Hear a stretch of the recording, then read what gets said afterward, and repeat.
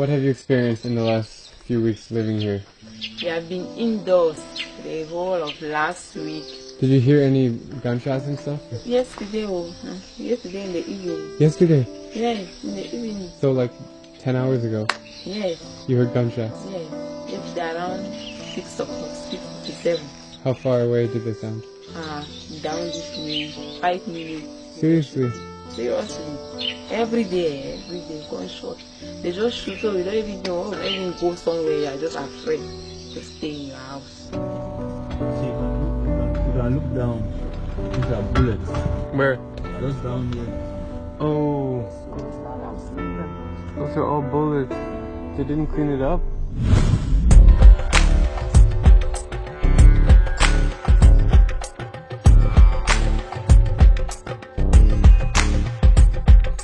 Hello and bonjour from the Central African nation of Cameroon.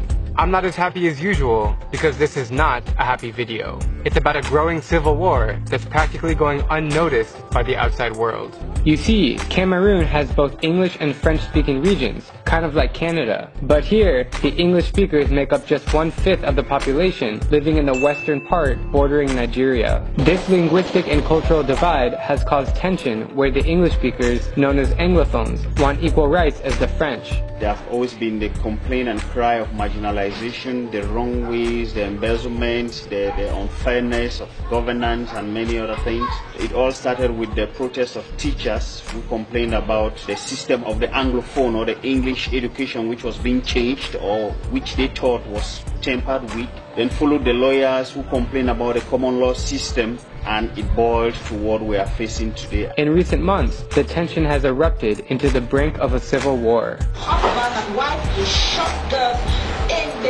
Nearly 1,000 deaths have been recorded so far in the English regions, including beheadings. There have been terrible shooting around the southwest and northwest of the country. People are being treated like more or less like animals. They're burning down houses and kidnapping innocent people. In the town of Boya, people have been fighting with homemade machetes and rifles. Good morning guys, we have woken up at 5:30 a.m. to drive from Douala to Boya, which is in the English-speaking part of Cameroon and the center of the conflict, the recent civil war that's been happening. I'm actually quite nervous right now to go down there, but let's see. Right now I'm at a little private house, but we drove through mile 16, which is where a lot of the battle was recently fought like weeks ago or days ago, and we saw bullets sprayed on the ground, cars that were burnt and flipped over. It's kind of a ghost town. Everything is completely dead.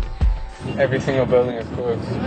Everything. Hotels, restaurants, offices, schools. There's no people. It's Tuesday morning, so the city should be thriving, but nobody's around and it's really quite eerie and scary. There's police patrolling on every single corner with huge guns, and it's just a wild experience. Some 30,000 Anglophones have fled to Nigeria, and over 150,000 others have escaped to safer parts of the country, such as Douala and Yaoundé. And in the middle of all this chaos, today is October 7th, the presidential election day. The current president, Paul Biya, is one of the world's longest serving and oldest leaders at 85.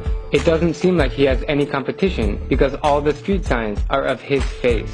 This chaos is very unfortunate for the country, and we can all pray that it doesn't get any worse. My aim with this video is simply to raise awareness about what's happening, because things like this should never go unnoticed. Even though my experience in Cameroon has been limited, it's been very eye-opening, and I've learned a lot about the politics of this land. It's a shame that I won't have the chance to explore more of its beauty, as I'll be laying low, but I guess that this is all part of the journey. I'm Drubinski, and if you like my travel videos, please click subscribe and join me as I plan to visit every country in the world.